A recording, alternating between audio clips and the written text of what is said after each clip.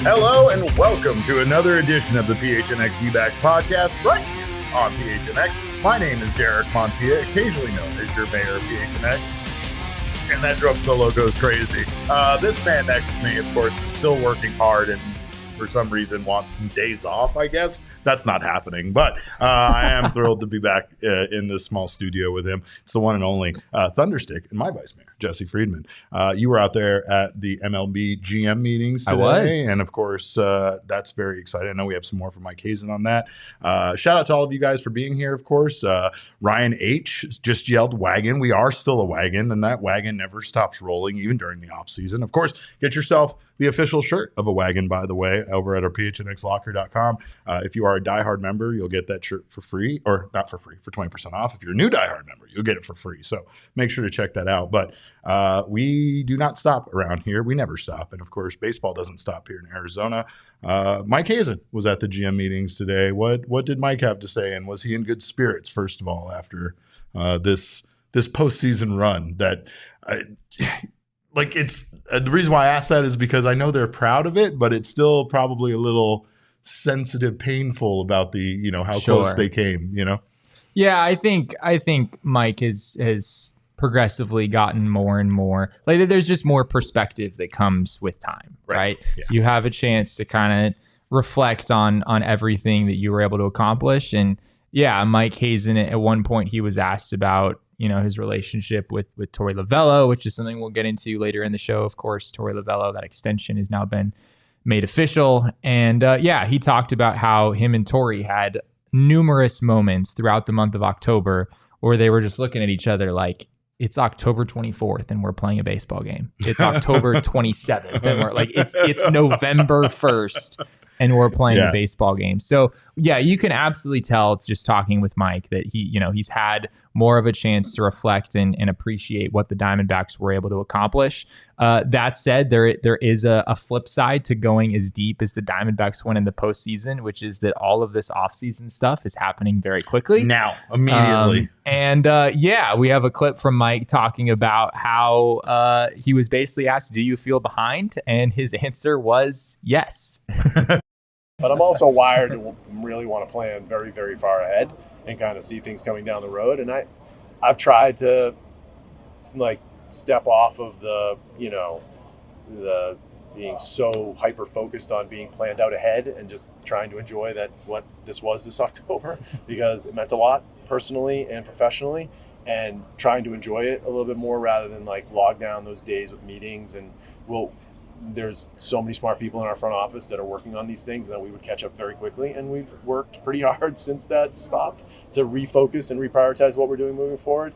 But yes, I personally, if you're asking me, yes, I feel behind. I imagine for a front office that it is kind of like, as far as a metaphor or a comparison is concerned that I can relate to, is like me and Damon trying to do a post-game show for some of these World Series games and some of these playoff games, right? Like, we have work to do, right? Work that we know needs to get done, but we're also just taking a moment to stop and watch what the team is doing. And it was time to think about work when you're watching this team do what they were doing in the postseason, right? And so there is work that the front office essentially has to do, regardless of if they make it into the postseason. They have to start planning ahead. But I imagine it's hard to start thinking about that work at all when you're in the middle of the postseason run, How do you justify doing a deep dive into your off-season goals when there are World Series games being played right in front of you and you're trying to strategize and you're trying to, there's obviously Torey is the one in the dugout making the decisions in those games, but those decisions are very much informed by the front office, right? there's a lot of analytics and a lot of information being passed down. It's not like Mike Hazen, once the World Series roster is set, it's not like Mike Hazen is just, all right, you guys got this. I got to go do stuff. Like, yeah, I got some other stuff to work on now. But yeah, that answer came right after I asked Mike about Josh Barfield and his departure from the organization. I think we touched on this a few weeks back, but Josh Barfield is now an assistant GM under Chris Getz with the Chicago White Sox. Yeah. Congratulations to Josh Barfield. The White Sox got a real one. That is probably their best move so far that they've had as far as personnel goes. Yeah, you could make that case. But yeah, Mike talked about how the Diamondback, that is a very big role to fill, and the Diamondbacks are looking to start interviewing candidates for that role next week. The Diamondbacks, as of right now, don't have a farm director, and that is a pretty important thing to have in place going into the offseason. But yeah, it sounds like the front office has been working overtime here over the last few days since the end of the World Series to try to make sure that the team is in good position here heading into the offseason. I'm glad I never got that old Josh Barfield had a farm graphic ever done, because that wouldn't be useful. That was that was a thing that we were behind the scenes. There was a graphics request that was put in at one point. Yes. Yeah, no, but of course, now, again, there is a lot of things to address. They're going to be losing some personnel. Obviously, they got to figure out a way to regain that production. And obviously, the hope there is that not only do they find somebody able to produce the same way that some of those players that they're losing can produce, but can maybe even help this team, get to that next level, which, I mean, what is the next level after you make it to the World Series? I guess you got to win the thing. Trying to win the damn thing, right? There has to be an understanding, though, especially when it comes to this team that again, there's the regular season, and then there's a different mode in the playoffs, and I think that's something that everybody involved got to experience with this entire process, and it's kind of like when I don't want to say the Diamondbacks were like an 8th seed in basketball making it to the championship or whatever, but they're like one of those middle of the, a couple of games above 500, and they made it into the playoffs, but they kind of sandbagged a bit. And then when they got there, they knew that was the time that you just need to get into the playoffs and anything can happen, right?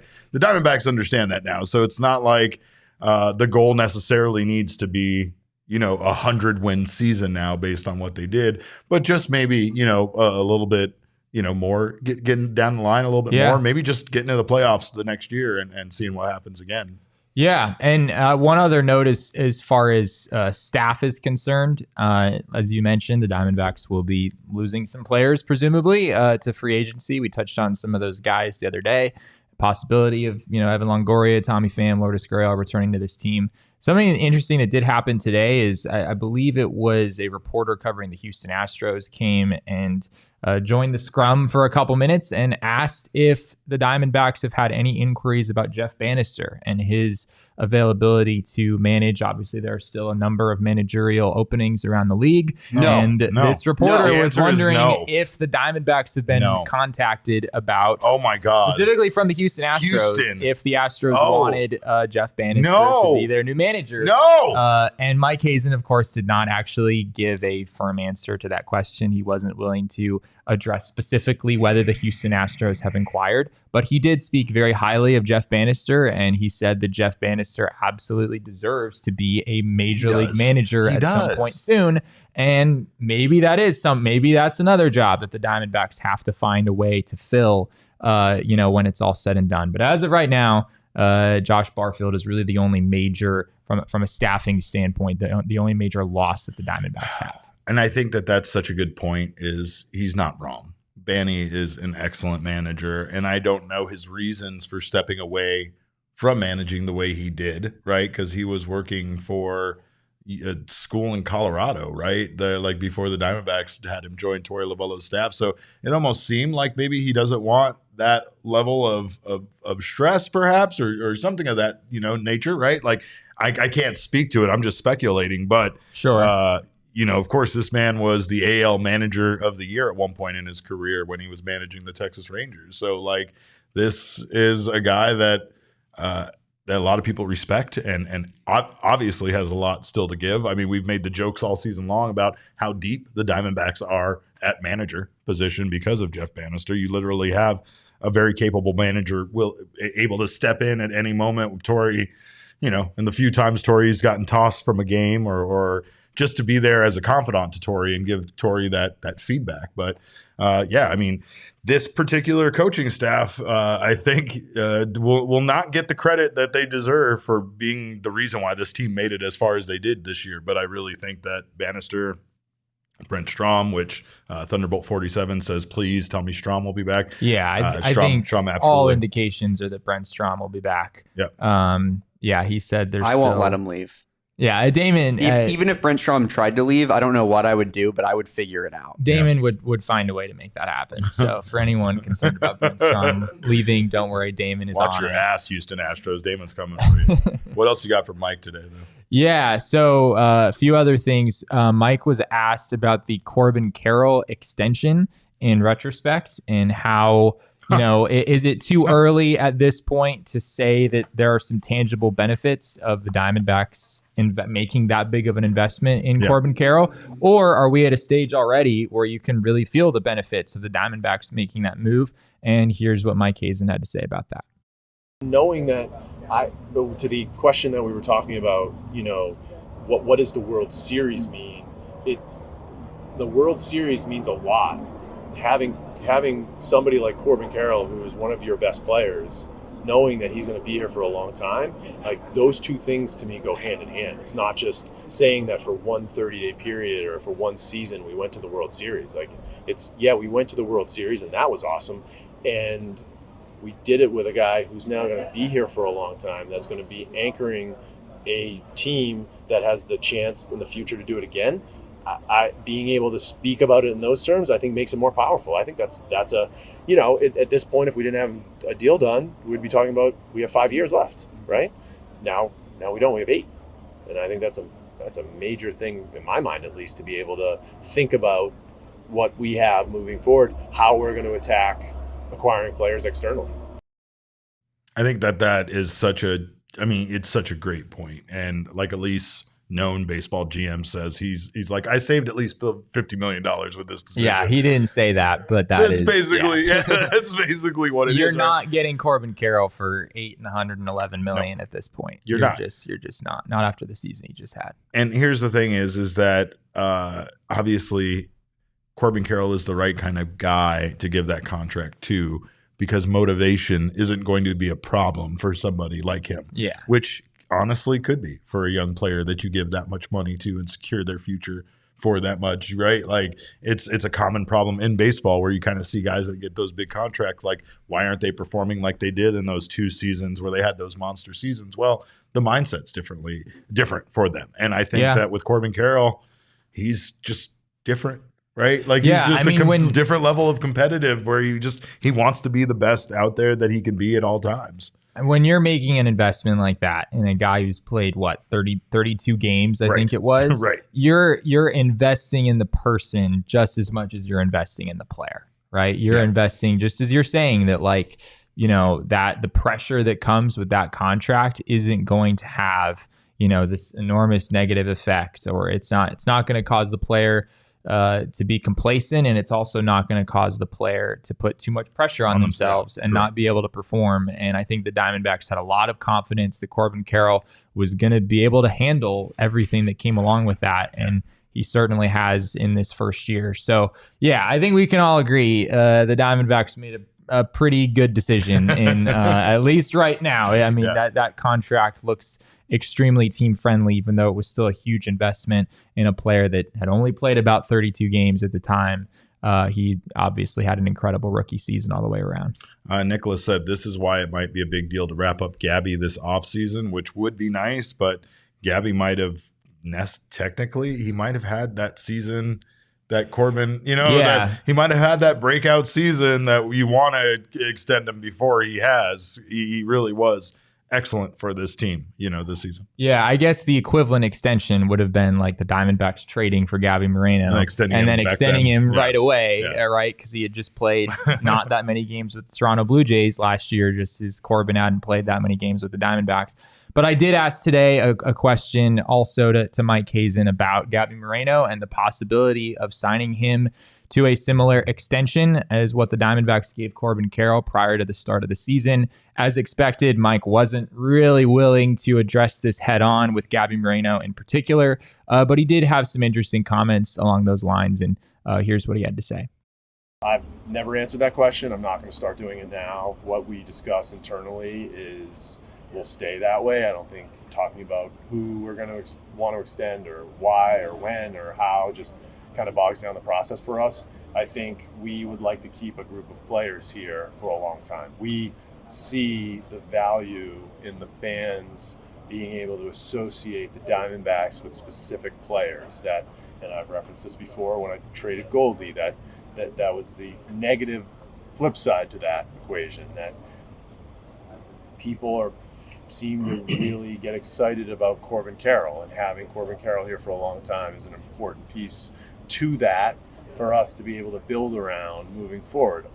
We have other younger players that we feel like we would like to have here to build that team identity around.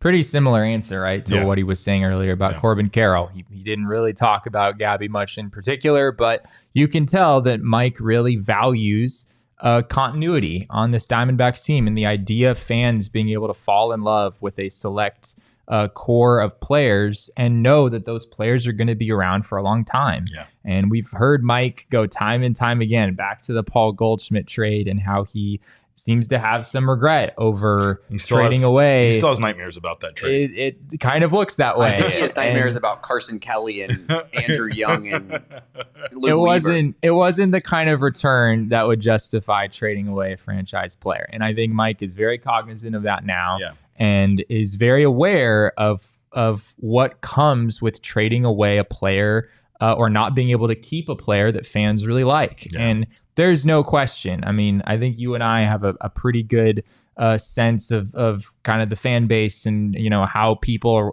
who really like this team feel about different players. People love Gabby Moreno. Like, people have really... He's Mr. Diamondback. I got my sash guy making him a sash right now as we speak. Are you kidding me?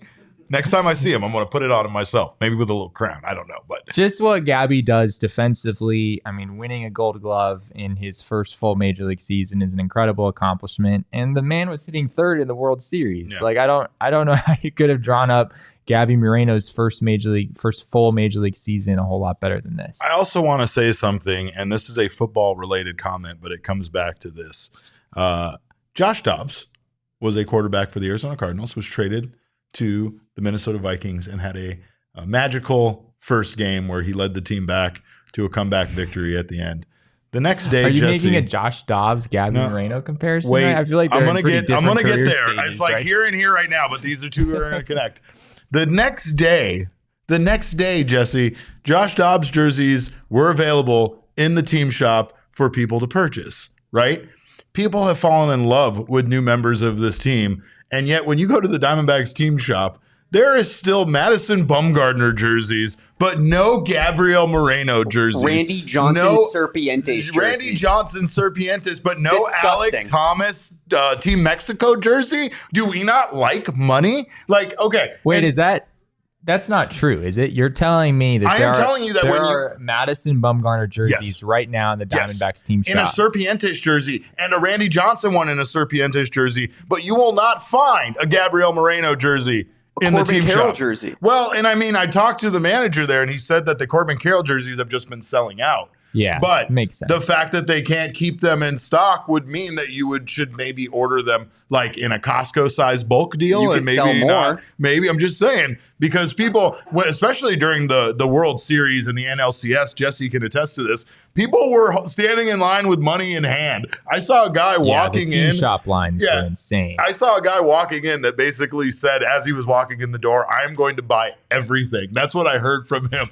and it was just funny as I was walking out to hear somebody be like, "I am going to buy everything." Right? So, there is something to say about the getting people to fall in love with these players and all of that. But again, people do fall in love with them fast, and I have heard that feedback about not being able to purchase their jerseys in the team shop and things like that. And if the Minnesota Vikings can get Josh Dobbs jersey up the next day, then damn it, tomorrow when I go in the team shop, there should be Mr. Diamondback Gabriel Moreno jerseys available on the shelf immediately, because this guy has become beloved by the team. And there's already, like, you know, like you guys were saying here in the chat, like you were saying, there's this thing, Elise said it best, like, I want to know when I buy the player's jersey that this guy is going to be here for a long time. And I want to be able to have that confidence. We know that with Corbin Carroll now. Everybody can go buy Corbin Carroll jerseys. You could just waive that jersey insurance that some of those sellers buy. You're not going to need a new one, right? But some of these other guys, you know, we want that commitment. We want to know, because we really haven't had that as a fan base, to like that team that we could, you know, root for a number of years, because it was mostly the same team. Yeah, I mean, the Diamondbacks have had, you know, there have been some young players who have come up and fans, and I think, got attached to. But yeah, there's some situations where those players eventually just kind of stopped performing or got hurt. Some situations, I think back to Justin Upton, where the player got traded in kind of an ugly sort of fashion. So yeah, I think the front office right now is looking at this young core of players that the Diamondbacks have, and they want to keep those guys around, right? Yeah. So yeah, Mike didn't specifically address the Gabby Moreno, the idea of a Gabby Moreno extension, but it's clear that is the kind of thing that he values, and I wouldn't be surprised if that's something the Diamondbacks were considering this offseason. Yeah. And the terms could be pretty similar to Corbin Carroll. I don't think the number would be as high, but 8 years, adding on a couple years to the deal that he already has, plus maybe an option for an additional year after that, I think it can make a lot of sense for both sides. Well, I do know that the Diamondbacks have to add some guys. They're going to be losing some guys, but more importantly, they still don't have a full starting rotation. So there's been some talk that free agency is pretty slim pickings, right? But how do things look for free agency for starting pitching? And are Diamondbacks going to turn to that, or they're going to have to turn to a trade in some way in order to make that happen? Yeah, Mike did say at one point today that the Diamondbacks will be aggressive on both fronts in terms of starting pitching, both in the trade market and via free agency. And when it comes to free agency, he was asked specifically, what kind of tier of starting pitcher are you looking at? The Diamondbacks, it appears, from what we heard from Ken Kendrick the other day, it appears that they're going to have some money to spend. We still don't have a whole lot of specifics there. We'll send you this. Yes, Derek is willing to contribute from the swears jar in order to try to sweeten whatever the D-backs are able to bring back this offseason. But Mike was asked about what sort of tier are you looking at? Are you looking at like a frontline starter? Are you looking more at a mid-rotation starter? And here's what he had to say about that. Yeah, we're looking to add to the talent on our roster. I'm not exactly sure how all that's going to come together. We have multiple things that we need to satisfy. We are going to be looking at the starting pitching market. We have 2 top-of-the-rotation starting pitchers, and we think Brandon Pfaadt has the ability to get into that mode. So I think we're starting in a pretty good spot. Where everybody's, like who the number 1 or 2 or 3, I don't get too bogged down into that. Where they slot in, we need to improve our rotation. I would prefer to have somebody, given the team that we're constructed right now, to have somebody that we can bank on. But that doesn't mean that we wouldn't take chances on guys that are like bounce back candidates too. I just think in what we're trying to do, I think we have to stay flexible and engaged in the entire market. Yeah, there was a time where he was kind of shopping a bit in the bargain bin, seeing if he could find any last minute holiday deals, but now we're going for the A gift, right? We're getting a PlayStation 5 or something this Christmas, it feels like. But no, it really does feel like, I understand like they don't have a particular, like we're not going after an S tier guy, but it also doesn't feel like that's not off the table, right? It goes along with, I think Gambo from Arizona Sports 98.7 tweeted something earlier today about how the Diamondbacks are looking for a starting pitcher that will push Brandon Pfaadt down to number 4. So someone who is clearly a more reliable, more established starting pitcher than Brandon Pfaadt, which granted, Brandon Pfaadt's only had about 20 major league starts and technically has a career ERA of almost 6. So he's going to be our star next season. He's going to be our one pitcher next season. He's clearly perceived better than that, right? Though based on how well he pitched in the postseason. So yeah, is it a number 1? Probably not. Is it Aaron Nola or, Blake Snell, one of the guys at the very top of the market? It seems unlikely, although technically that hasn't been ruled out. Everyone in the comments is convinced that Shohei Ohtani is going to the Diamondbacks, which he's not going to pitch next year anyway. So I don't know how that factors into this conversation. He's going to play third base and DH is what he's going to do. There you go. Yeah, it fits somehow. But yeah, the Diamondbacks are the second part of that clip that you heard was him being asked, are you looking for, kind of a bounce back guy? There are a number of those out there. We've talked about Lucas Giolito and Jack Flaherty and some guys who had really poor second halves in their walk years and might be looking for more of a short-term deal to try to get things going and bounce back and maybe get a bigger deal later on. And as you heard there, Mike basically said, we want someone who's more established. We want someone that we can really count on. So yeah, it's hard to really read into exactly what the Diamondbacks are looking at here, but it appears that they're not just looking for a number 5 starter. They're not just looking for, maybe a Zach Davies type like they got last year. It appears that they're shooting a little bit higher than that. The thing I told you was going to happen with Trevor Bauer is happening, Jesse, because people are actually suggesting that in our chat right now. And I just want to point out that I knew this was going to happen with him. I knew he was going to go away. I didn't know he was going to make a weird video about like the charges and try to explain what happened. And I'm not here to even address that because that was still very strange. But this team is just such good vibes. Get that guy away from me. Why would we want that? Regardless of whether the allegations are true or not, he is just a complete asshole. I want nothing to do with rooting for him. I mean, it's interesting because, right, like Tommy Pham brought a certain like negative kind of reputation with him, but we love Tommy Pham. And I mean, again, sometimes it's how you fit into the clubhouse, and sometimes that stuff gets overblown. Sometimes, I mean, honestly, sometimes people deserve to get slapped in fantasy football. That's the truth of the matter. But Tommy Pham's reputation, though, for as controversial as it was, very different place. Nowhere even in the same. Yeah, not even in the same. I was just, especially addressing what Damon's saying, just more about his.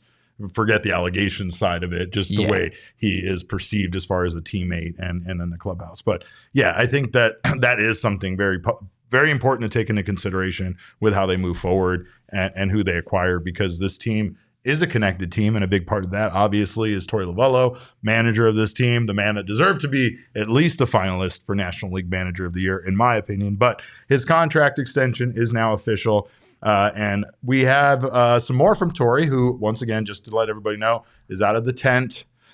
He's back to being clothed in regular clothing. I don't know what he was wearing before, but he's returned to society. And he actually talked here about when his contract extension, when the talks started happening, and what this extension means to him. When way back, I think in early May, Mike had talked about an extension through the 24 season, and obviously I accepted that. And he said, "Look, if we get to a point where we can circle back and we end up getting to a point where we all feel like we can get to, I'll re-enter this conversation." And I told him at that time, I'm not good at that. I'm good at explaining to you guys. I'm good at honoring my contract. I'm good at understanding my position and the gratefulness that the D-backs have shown me. So I told him, it's up to you. And literally the day the season ended, he reminded me that we were going to have this conversation. And I asked to give it a day or two. I needed to decompress a little bit. And sure enough, he did. And he was very consistent and came back with a phone call and said, "Look, I want to get this finalized and done as soon as possible." And I basically accepted what he was saying, and I told him I just wanted to discuss it with my wife and just get her looped in. And then within the next 12, 24 hours, we had an agreement. But the way I looked at it was, I am grateful. I'm very thankful to Ken and Derek for showing the faith in me and the belief in me that I could run things from the dugout level despite some very rugged circumstances. And I'm just honored by their generosity and their trust in me to continue moving this ball forward. Torey with the flowers on his shirt, which he absolutely deserves, and the flowers he was given by this team in this contract extension. He's such a humble guy, and I feel like, again, he honestly approaches things in a way where he wants to deserve these contract extensions. We talked about it. I think he should be extended until obviously the Diamondbacks aren't giving him some sort of crazy long detail or deal. They still want to work towards something, and they want to make sure that he continues to be the right man for the job. And I think Torey probably is on board with the time frame of this deal, you know, considering that he maybe want to reassess his future at that point, and you know, who knows where he's at after 2026. Yeah, we did talk with Mike a little bit about the Torey extension, and he basically just said, yeah, he deserves it. We're lucky to have him. That was all that Mike had to say. And I mean, he also talked about fighting Torey a lot, and Torey talked about fighting him, where they've been like butting heads like brothers because these two are so close. Unfortunately, my audio is a little messed up for this portion of the Mike interview. But yeah, Mike was asked about his relationship with Torey and how that's developed over the years. And yeah, he described him and Torey as being an old married couple and how they have a lot of how they fight every day, and yet they also understand each other. And, you know, Mike has the final say in terms of, you know, the roster decisions, and Torey has the final say in terms of the on-field decisions and how those players are used. And they understand each other, and they've had a really good thing going ever since 2017 when this partnership between them started here in Arizona. So yeah, there's something to be said for having, you know, that kind of chemistry, having a GM and a manager who know each other well and are obviously really good friends with each other as well outside of the game. And, you know, Torey's putting up Mike's Christmas lights, and you know, they've been close for a long time. There's a lot of value. Well, there's some problems with that, but I mean, that was caused by the postseason run, right? But the postseason run for these two is just, I feel like it's such a acknowledgement to them of the hard work they've put into building this team, and that their efforts of trusting the guys that they invested into paid off. Right now, they're to the point where they saw how close they could get, how good this team could be on a postseason run, and they know they have something special, so they can kind of continue working together. That's what's so important about this postseason run, is just to know that they were able to do this. Whether it was I know people have called it a fluke, but it's no fluke what they did in this postseason run, right? And you know that you can build on this going forward. Like, are they going to get to the World Series next year? Who's to say, right? There's no way to say that they're not, depending on the moves they make and the way things happen. But they know they have a team that's capable of performing this well in the postseason, and that they can continue with this extension of Torey and the extension that Mike, you know, received himself, to build and to continue the plan that they've set in place that has probably been, you know, kind of a blueprint started back in 2017 that you know, had its ups and downs, had its, you know, terrible season in 2021, and yet here they were able to get as far as they did.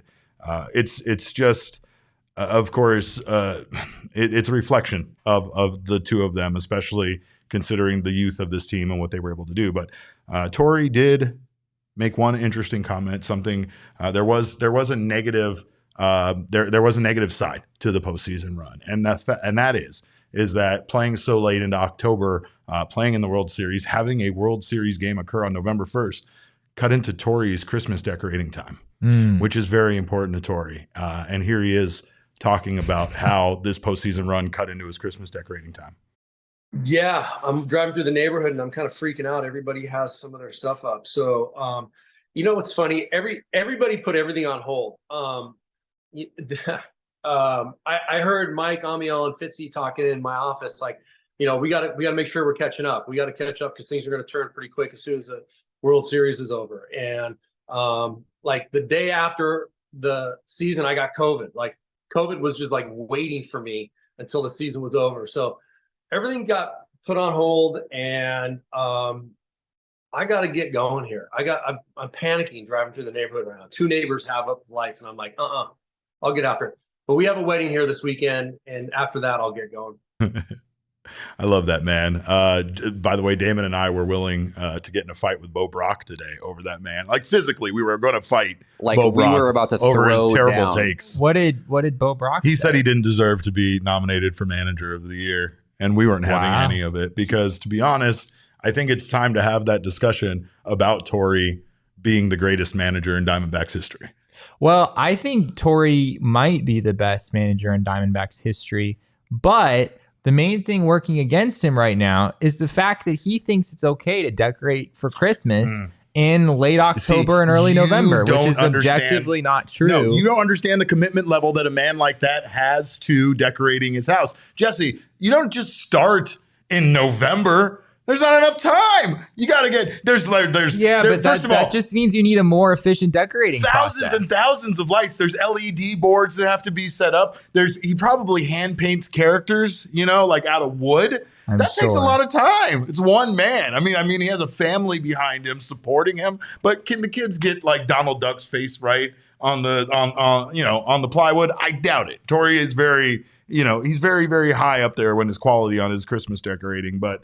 He is. I heard a Christmas song played in a TV ad a few days ago, and that in itself made me more angry than anything that's happened to me in a month.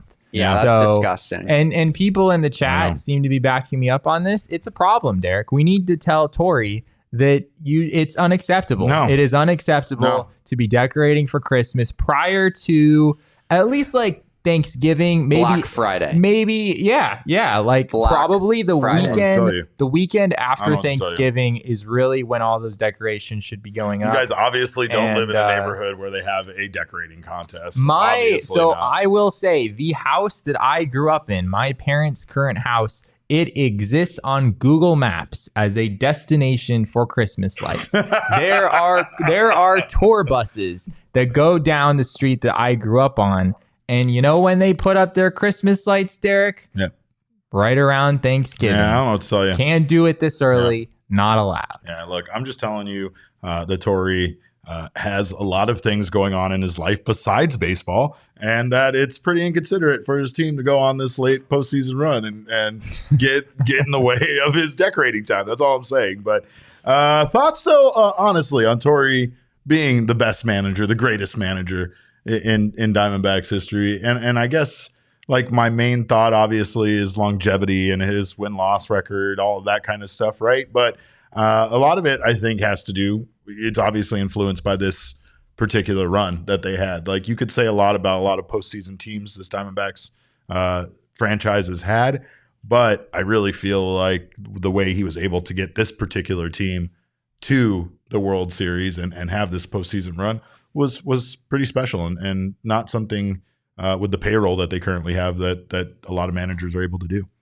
Yeah, I think Bob Brenly, you could make a case. I mean, I know Bob Brenly's tenure wasn't particularly long, but the man did win the only World Series in this franchise's history, right? And that comes with, he had an incredible roster. He had a more talented roster than what the Diamondbacks had this year in the World Series.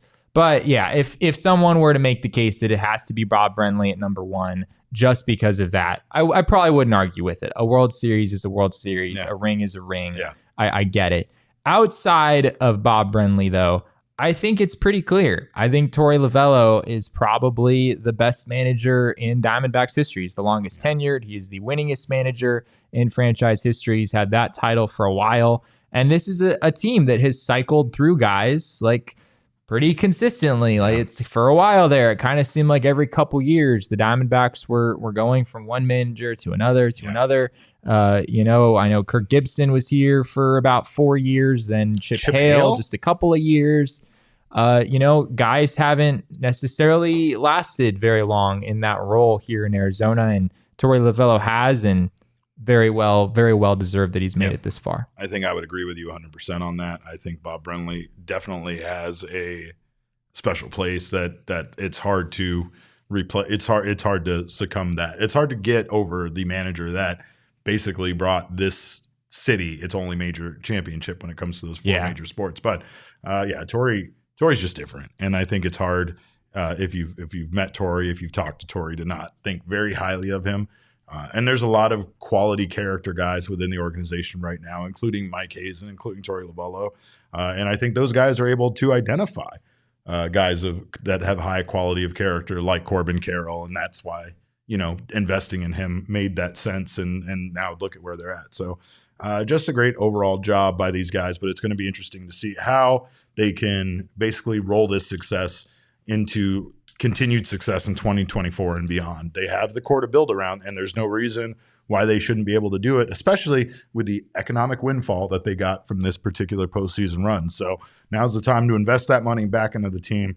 And, let's see let's see how good this team can be. Let's see how you can, kind of support that core that you're building around with some very talented additions that can help you get right back to that place that you got to this postseason. But of course, one thing that we all want to make sure that we are reaching is our whatever achievements we have with our financial needs in our life. And Desert Financial Credit Union is the place to do so. And it's been doing that here in the Valley for more than 84 years. So if you need a trusted financial expert, Desert Financial has been Arizona's largest, most trusted local credit union, dedicated to creating exceptional experiences by giving back to the community and providing financial solutions that make lives better. Talked about this on the show myself a few times, but I would not have my home without the good people at Desert Financial Credit Union. They gave me my first mortgage, and they allowed me to achieve that dream of home ownership. So you can look to Desert Financial for a home mortgage, checking and savings accounts, loans, credit cards, investment options, and more.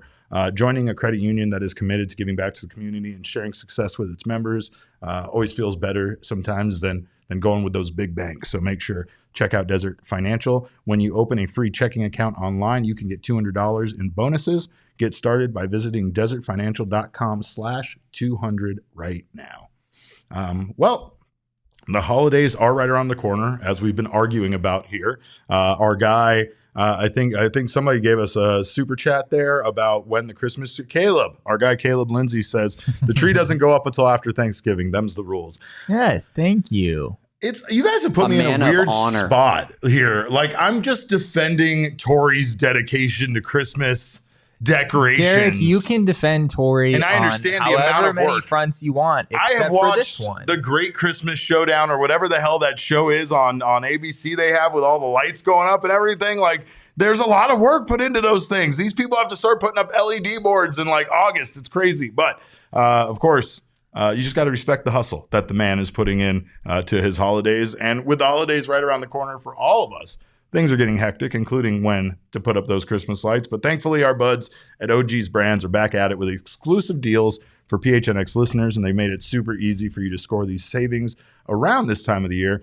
Maybe you want to share them. Maybe you don't. Maybe you just keep all of that OG's goodness for yourself. But you can get 25% off any OG's product at your neighborhood Zen Leaf location from now until November 30th when you place an online order and use our code PHNX. And let me tell you, the Sleep Edition gummies, they'll help you. They'll help you get some sleep around this time of the year. I know things can be stressful, and sometimes that leads to your sleep pattern getting a little erratic. So just make sure to check out all the variety of OGs that they have to offer. They're all about flavoring life, and they are, as my bud tender the other day attested to, the best tasting gummies that you can find here in the Valley. So just head to zenleafdispensaries.com, find your closest location, and order your favorite OG's gummies for pickup, and use our discount code of PHNX to get 25% off at checkout.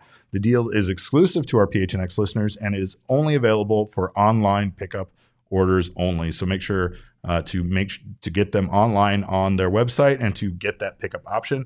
Discount code, once again, is PHNX and is active until November 30th. Well, the free agent frenzy does not stop because we continue to take a look at potential candidates for the Arizona Diamondbacks, who they might want to target. Today, we have a couple of pitchers. One you are probably very familiar with, and one maybe not so much. Yeah, one you might have completely forgot that this man ever even played in Major League Baseball. And we'll start with that guy. It is one Erick Fedde. Everyone knows Erick Fedde. Everybody knows the great Erick Fedde, of course, from KBO, Washington right? Nationals legend Erick Fedde. Erick Fedde was non-tendered last offseason, right around this time a year ago, by the Washington Nationals. And then he went and pitched in the KBO for a year, and he won the KBO equivalent of the Cy Young Award and went 20-6 with an ERA of 2. We have his full numbers for the season in the KBO. These are some pretty good numbers. 20-6 record, 2.00 ERA, 180.1 innings pitched, a 0.95 whip, Jesse. That's amazing. 10.4 strikeouts per 9 and 1.7 walks per 9. Those are some impressive numbers for he put up for my favorite KBO team, the Dinos. Let's go you've Dinos. Been a big Dinos I'm a big fan Dinos fan. Absolutely. That's Tucson's KBO team. I don't know if you knew that, Derek. Oh, God damn it. They train at High Corbett where the U of A plays. Shut up. You're ruining it. They do. Many times. So these are KBO numbers, right? I want to make that clear. Could you imagine how much money Eric Fetty would be making if he put up these numbers in the majors last year? Oh my gosh, that'd be ridiculous. Well, he does have Scott Boras for an agent, so maybe we'll get that Scott kind of Boras money for an agent. And truth be told, that's how his name came on my radar for the show today. Scott Boras was asked at one point during his extremely long press conference that he did at the GM meetings today. He was asked, like, what's the interest like in Eric Fetty right now? And he said, everyone is interested in Eric Fetty. I believe he said that he is the most popular free agent, which feels a little bit like hyperbole. What? But yeah, he said he's getting a lot of phone calls about Eric Fetty, and he's the best. Scott Boras is the best. He's an incredible salesman. Jesse, he's an incredible salesman. There's a reason that he's like the most influential sports agent of all time. You guys all need to get your Eric Fetty now. It's going to sell out before the holidays, so make sure it's the hottest toy. Eric Fetty. I don't know about that, but those numbers are impressive. And again, we do know that the KBO is very competitive, so it's not to take anything away from that league.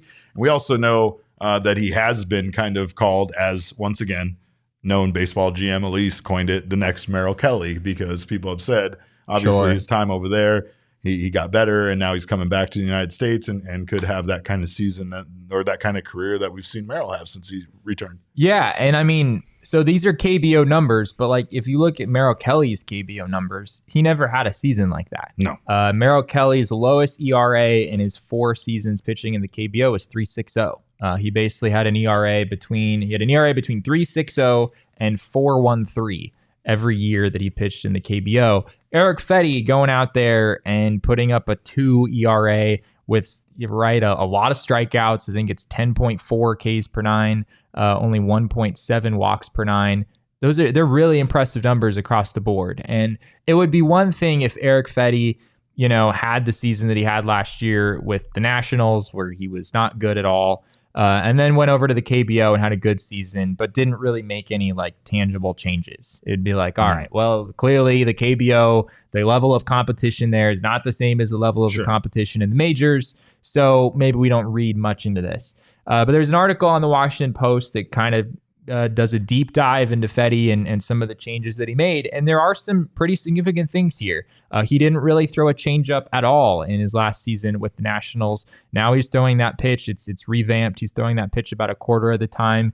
He also throws a sweeper now, which of course everyone knows the moment you learn how to throw a sweeper, you become an elite dominant pitcher in baseball. Them's the rules, right? That or a Robert Beshin's football slider. Yeah, one of the two. One of the two. It is. I was waiting for that. Stiff wrist, throw it like a football. But yeah, there are some arsenal changes here, and some usage changes as well. So I think there are some teams that are going to be interested in Eric Fetty, and I would understand if we don't have any clear confirmation that the Diamondbacks are in on him, but it sort of makes sense as a guy that could very well come over in the same way that Merrill Kelly did and be a lot better than maybe some of the other free agent pitchers that are on the market that are a little bit more well known. Also, I will say this, that a lot of the free agent pitchers, as we've discussed, are most likely looking for a longer-term deal. But I imagine that Boras, Eric Fetty, and whatever teams offer up to him, they're going to not want to commit to a long-term deal with a guy coming over from the KBO like this until they see what he really has to offer, right? So I imagine that shorter-term deals are probably going to be offered and maybe a little bit more acceptable rather than maybe some of the other pitchers available on the market. Yeah, I mean, MLB Trade Rumors doesn't even have Eric Fetty in their top. I think it's their top 50 free agents. Wow. So yeah, I mean, you might need to give Jordan Montgomery $5 and $120 million. Yeah, I don't know if that's actually true, but yeah, you're not going to have to give Eric Fetty Jordan Montgomery money. Like we know that. Right. And yeah, I mean, we talked earlier about how Mike Hazen wants someone who's, that you can count on. He's not looking for like a bounce back guy. This isn't really a bounce back situation with Fedde, but I guess it's someone who maybe you can't count on quite as much as you could the guys who actually pitched in the majors last year. But it's an interesting idea, and someone that I think would cost substantially less than a lot of the other starting pitchers on the market. Well, the other guy we're taking a look at is probably going to cost a bit more and demand that longer-term contract, but he might have that consistency that Mike Hazen is talking about, not looking for a guy bouncing back, but a guy that has been very good for his team, and that would be Eduardo Rodriguez from the Tigers. And, of course, I've talked a lot about my admiration for him and how good he's been, but let's take a look at the stats from this season because – even on a fairly mediocre Tigers team, he was a very, very bright, very, very, very bright spot for them. Yeah, I'm getting a sense of deja vu here because I feel like we talked about Eduardo Rodriguez like 3-4 months ago. We're not going to stop talking as a trade deadline target. We're kind of circling back to a lot of the same guys.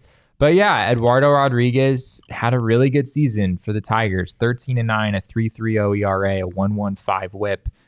Decent strikeout and walk numbers as well, 152 and 2/3 innings.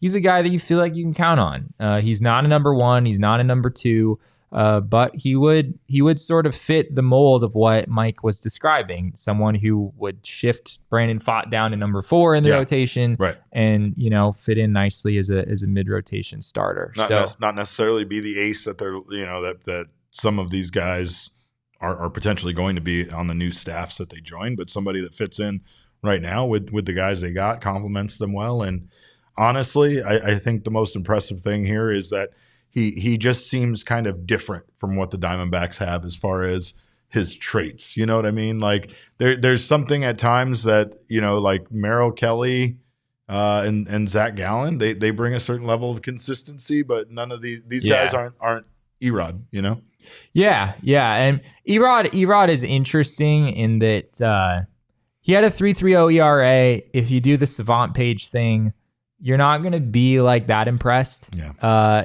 Like his chase rate, his whiff rate, neither of those were above average. I think they're both slightly below. I don't think he's a 3.30 ERA pitcher. His expected ERA was a little bit over 4. I think that's probably more in line of what you should expect from him moving forward. Sure. And the track record on these kind of deals isn't that great. Like, I think of like Jordan Zimmerman is one random name that comes to mind. Yeah. The Detroit Tigers signed a number of years ago to a deal that I think is maybe similar to what it'll take to get Rodriguez, and that deal did not go well at all. These like mid-rotation kind of guys don't necessarily work out so well. So there's some reason to be cautious. I wouldn't sign Eduardo Rodriguez expecting a number 2 starter, but it is another name that makes some sense for the Diamondbacks for sure. Well, of course, we've talked about BetMGM and all of the future bets you can put in there. I'm still waiting for the Corbin Carroll Rookie of the Year to become official so I can cash in my bet. But there's never a time where it's too early to start looking at what you can do in the future on MLB over at the BetMGM app. So make sure to keep your eyes peeled for that all off season long. And of course, if you are a new customer, you can place your first BetMGM sportsbook wager through their mobile application of at least $10 and use our code of PHNX to sign up. If you do, you will get $200 instantly in additional winnings regardless of your wager's outcome. All you have to do is download the app, sign up, use that code of PHNX, deposit $10 into your newly created account, spend that $10 bet on a qualifying bet, which is just a standard odds price. You bet that $10 or more. And once you have placed qualifying bet, you will receive $200 in bonus bets, regardless of the outcome of your wager.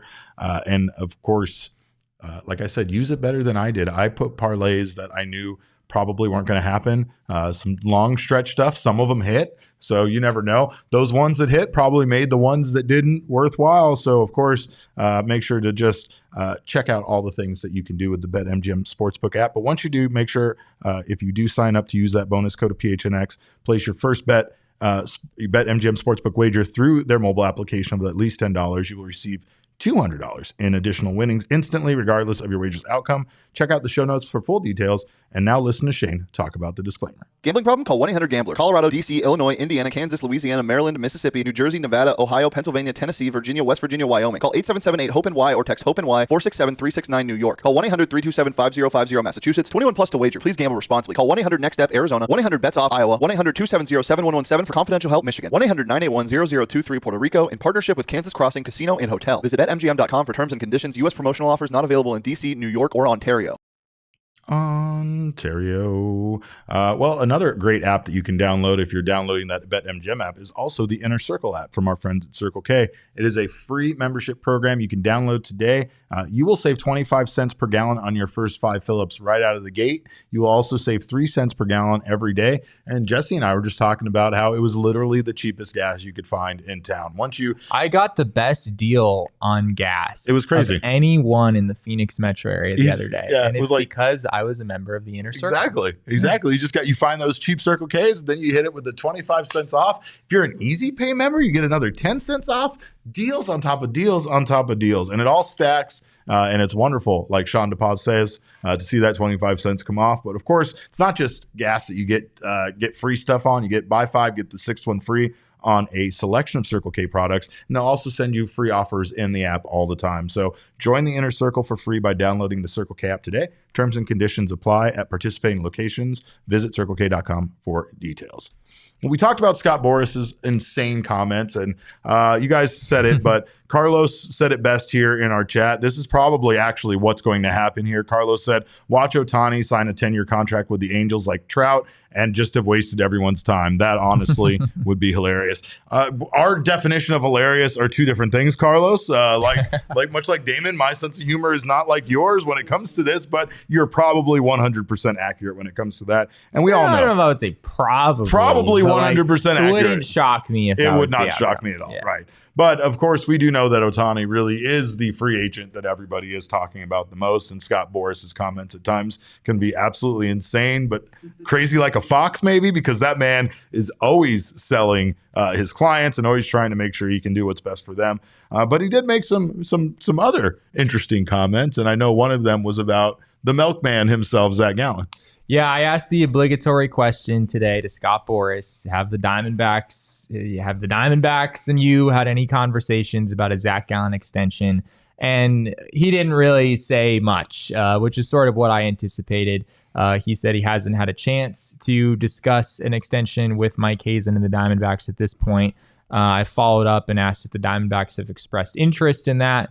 And he basically just said, I think every team would want Zach Gallen, right? So yeah, he did the Scott Boras thing pretty well, and didn't give a whole lot of information. We are still right. Gallen has 2 more years with the Diamondbacks, right, not 1. So this will be a more weighty discussion to have next off season. Correct. I suspect Scott Boras will find the time to have those conversations with the Diamondbacks next off season if the Diamondbacks are interested. So as we learn more about that situation, we'll be sure to pass it along. He also wants a neutral site World Series, Jesse, for 7 games, just 1 neutral site. What are your thoughts on that?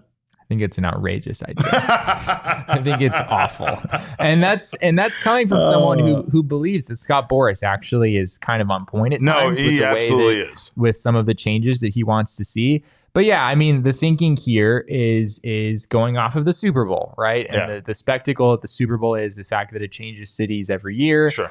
The Super Bowl is not just the NFL championship game. It is the Super Bowl. It is this big event. It is this big thing. Right. And the World Series is not that, right? The World Series is a big event, as we have seen. You're going to sell out all the tickets. It's going to be a big thing. There's going to be a lot of people there. But it is not what the Super Bowl has become for the NFL. And I think some people like Scott Boras would like to see it get there. I don't know if I see it. Okay, so like there are some benefits to this, right? So certain cities that have franchises that might not ever participate in a World Series would allow the World Series to come to their city. It would cut down on travel for the teams and for the people like yourself involved who constantly have to do 2 games here, 3 games here, maybe 2 games back here again, right? So logistically, there's some things that make sense about it, but it doesn't make sense because no other sport that plays a 7-game series like this has all 7 games played at like a neutral site, which would just be crazy. The fact that there's 7 games, you're right. That's a pretty big difference from the Super Bowl and the way that the NFL operates. I guess one benefit would be that you could make sure that the World Series is played in a town with decent weather in like late October, early November. That's fair. You could avoid the sleet of like the Northeast or whatever at times. Phillies fans aren't going to like this idea. Yeah, one bit. but like talk that. to those fan bases. Like they're not out there hoping, wishing that the World Series was held somewhere else just so that they didn't have to deal with the weather. Right. I do think Major League Baseball would still be able to sell out the games. It's not like if they did a neutral site, no one would come. But I still think it's just a really bad idea because, like, Diamondbacks fans who got to experience the World Series this year, if the World Series was held at a neutral site, that probably doesn't happen. And we're just not going to have that thing of us coming together, of our fan base being all together in one building and supporting a team. And I know, at times there was a lot of discussion about that this postseason run, right? About, the dedication of Diamondbacks fans. Oh my God, I can't believe there's $12 tickets available for an NLCS game and all of that kind of stuff, right? On a Tuesday, but realistically, that was on a Thursday at 2 o'clock in the afternoon. Don't have games at Thursdays at 2 o'clock in the afternoon. I don't know. I mean, obviously not going to happen. And I don't really think that that's a great idea, but he also wants to move the amateur draft to right after the College World Series, and that makes sense. Yeah, that just kind of needs to happen. From the conversations that I've had, there is not a baseball person on the planet that enjoys having the amateur draft during the All-Star break. Yeah, scouts don't like it because these players have just been kind of sitting around for several weeks, possibly more in some cases. And the media doesn't really like it either. And I don't think it's really good for baseball because it's kind of buried by the spectacle that is the home run derby and the All-Star game and everything else that happens. It would be best served kind of having its own spotlight a couple of weeks earlier. I think this is something that Scott Boras is not alone on. I think this will probably happen at some point because it seems like everyone sort of feels it should be this way. So not all of his ideas are terrible. No.